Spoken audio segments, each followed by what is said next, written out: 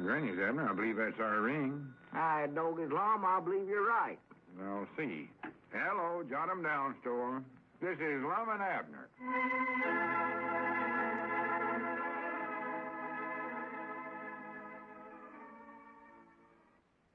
And now, let's see what's going on down in Pine Ridge. Well, Lum is progressing nicely as circulation manager for Diogenes Smith. He's just completed a trip to Fort Smith, where he delivered another bundle of the pamphlets that Diogenes prints in his workshop back in the feed room of the store. As we look in on the little community today, we find Lum and Abner in their jot'em down store and library. Listen. Are these boxes here big enough, Lum? Yeah, them'll be all right, Abner. Yeah. I put them right there close to the door so as everybody see them when they come in the store here. Yeah. Well, now exactly what are these boxes for, Lum? You ain't told me yet. Well, they're for defense, Abner. Huh? It's an idea I picked up on my trip to Fort Smith. You see, 2 different stores up there had boxes set out where folks could put their old toothpaste and shaving cream tubes and old newspapers and hot water bottles and all such as that. Well, what's the store want with all them old things? They'll never be able to sell their customers old stuff like that, Lum. They don't want to sell them, Abner. They give it to the government to be used over and over again making defense stuff. They do, huh? Why, sure. Them toothpaste tubes and shaving cream tubes is practical pure tin, one feller told me. Well? And tin's awful valuable to the government right now. Oh, yeah, I reckon it is, sure. And they want hot water bottles, too, huh? Well, anything that's made out of rubber, old inner tubes, rubber bathing shoes, garden hose, and such as that. Government needs all the rubber it can get. Yeah, well, we're just going to have everybody in Pine Ridge bring all their old stuff over here and put it in these boxes. Is that the idea? Yes, sir.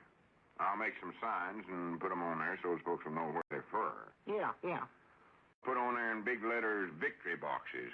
That's what we call them, victory boxes. Well, good for us. We'll get them boxes full before you can say... For goodness sakes, look at Cedric out there. Huh? Look how he's trying to walk like Diogenes now. Oh, yeah. Got that funny little limp in his walk. Swings his lantern the same way Diogenes does. Yeah, he's telling me he's trying to grow himself a beard just 'cause Diogenes has got one. Oh, for goodness sake. And look there, he's wearing the same kind of a big black bow tie. Oh, yeah. He thinks he's going to win that $10,000 honesty prize that away. Swan, that boy gets more curious ideas. Find out, here he comes. Yeah. Look at him. Well, howdy, Cedric. Come on in. Wonderful world. Yeah, wonderful world, Cedric. Did you get to Fort Smith with them pamphlets all right, Mr. Lum? Oh, yeah, I made it all right, Cedric. Me and Mr. Dodge sure had to drive awful fast to catch you at the county seat and give you the right package before you got on the train. Well, it's a good thing you did catch him, Cedric. That'd sure been a good one on Lum. Carrying a package of sausage clean to Fort Smith. Gooder'n, it'd have been a disgrace, that's what. More than likely, it'd have lost me my job as circulating manager with Dodge and Eve. Yeah. How'd he find out I'd taken the wrong package? Why, me and Mousy told him. And I dogged did he get excited. Started racing around here like a crazy feller. Did I? Oh, my, That's yeah. the way he acted all the way to the county seat, too.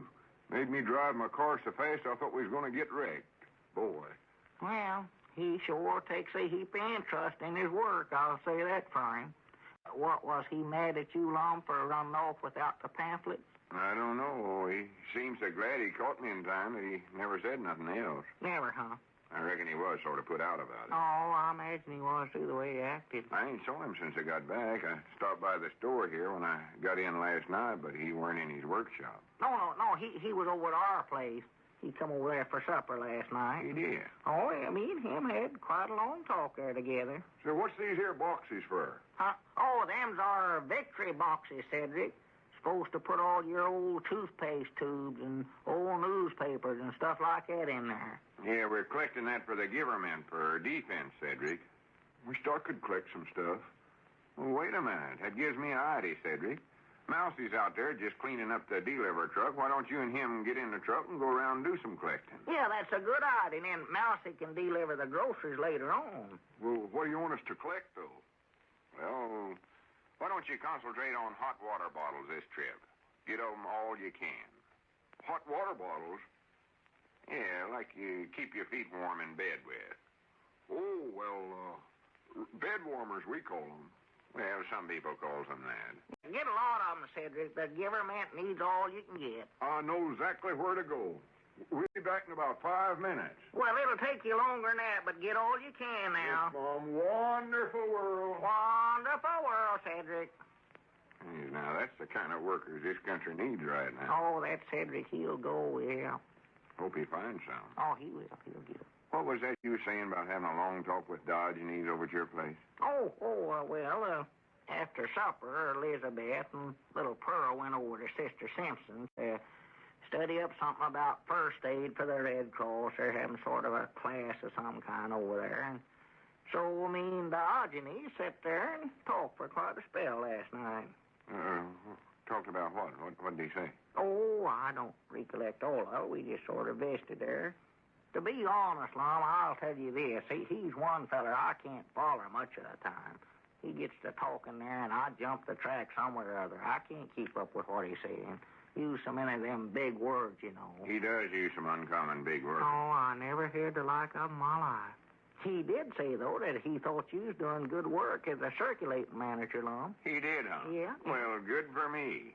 Said he hoped you'd be able to find the right feller to give them pamphlets to in Fort Smith. Oh, I found him all right. You did, huh? I'll tell you this, though. I never would have picked him out if it hadn't been wearing that little yellow ribbon in his coat lapel. You wouldn't? No, he's just sort of opposite-looking feller than I expected to see. Well? Didn't look nothing at all like Diogenes.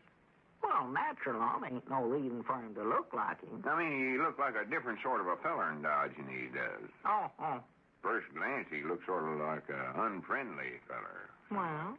Fact is, he never talked much. Just give the secret password and taken the pamphlets and said he'd see me later. See you later? Is he coming to Pine Ridge? Must be.